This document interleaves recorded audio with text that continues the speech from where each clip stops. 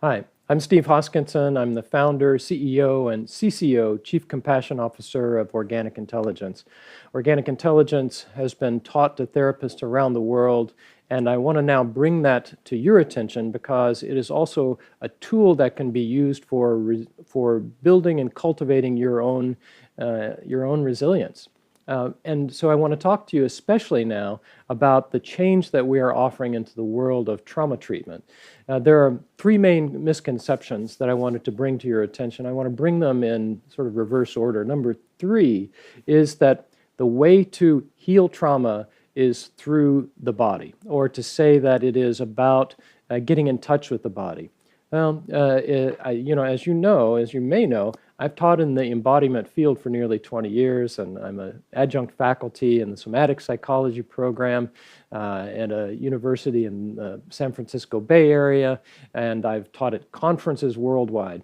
Let me tell you, it's not actually about keeping track of sensation. It's not about that. It is about listening to the biology for sure, but for certain messages, and I'll talk to you later about that.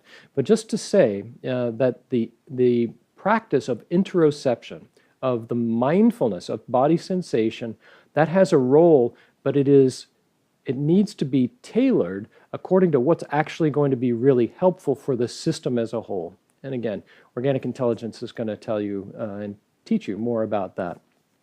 The other thing that is not curative, and number two, the other thing that is not curative is getting in touch with your emotions.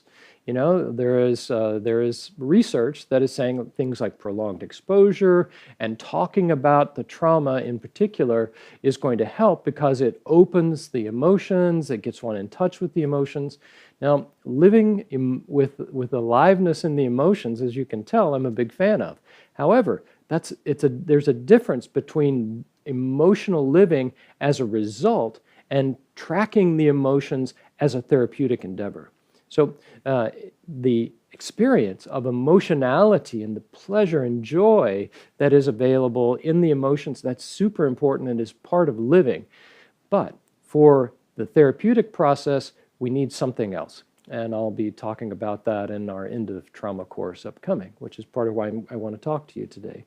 The main misconception about how to treat trauma is the understanding that it's not a mental disorder.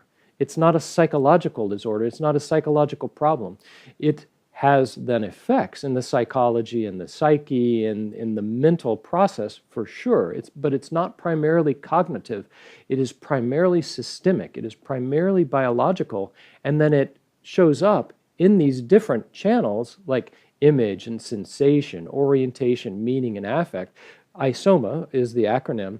And I'm going to go through all of those to really try to bring a better focus for those who are interested really in helping life on the planet, a better focus into how to work with trauma that is safe, that is really bent on seeing the ways that your biology wants to organize itself in a safe and secure manner. The hallmark of our approach is learning to recognize and ride the waves of our biology, the waves that want to, with just enough intensity, with just enough pleasure, will be growing our system. This may be a surprise to you, but our main resistance, our main pushback, or our main peril is that we are too focused on what's wrong, and that our resistance is actually the resistance to pleasure, the resistance to joy, and the resistance to feeling well. So if that sounds intriguing to you, I hope I am inviting you in some way that'll bring you into the End of Trauma course, because the pathway is simple human pleasure, and it is the experience of the basic goodness of being on an ongoing basis. It'll take some practice because civilization and trauma has dinged us pretty good, but that's just conditioning. And there is a way of stepping out of that, and I want to show you how to do that so it'll benefit you so that then you can be of benefit to others, right? That's what it's about, this sharing.